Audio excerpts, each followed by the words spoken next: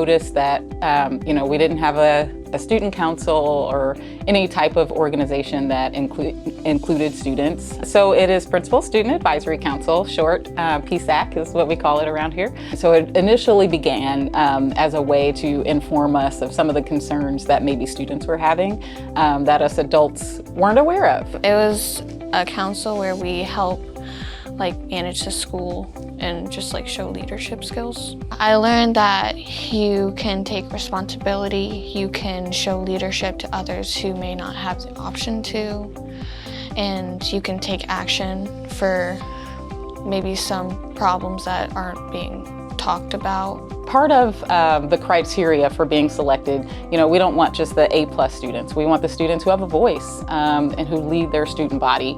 And so there is a selection process. We want the group to be diverse. We want it to reflect different learning styles, different diversities, different abilities, different behaviors. I'm kind of shy, but this council has helped me feel not shy anymore and feel welcome.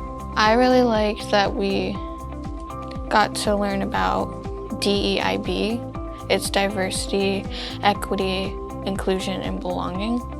And it teaches you that everyone is included in things.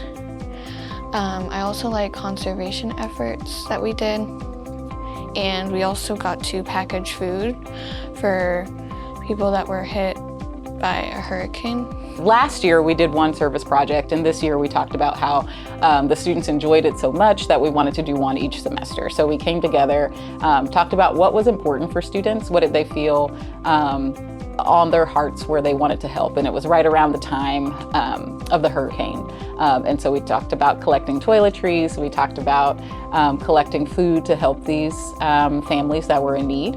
And then we discussed as a team, as a council, another service project. And so they then chose the conservation efforts. So that was our second semester project.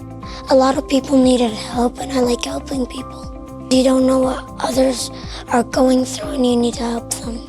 Each meeting begins with an optimistic opening or a circle, and we really, with us being a restorative practices school, we wanted to embed that opportunity into all that we do. So we begin each meeting with a check-in question.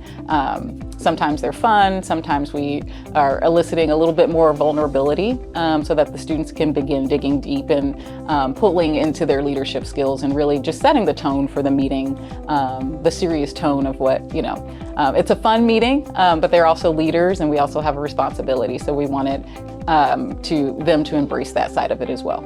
I really like the circles we do because they talk about any questions you have or what's your emotion for that morning, and it just feels really nice because you all get to share and put your ideas out there. And it's just so fun when you see those kids who initially don't talk or don't speak up, and you see them flourish and begin to thrive in that setting. And what's even more powerful is when you see them leave the meeting and they just hold themselves to a certain standard, walking through the halls, I'm on this council and I get to make a difference.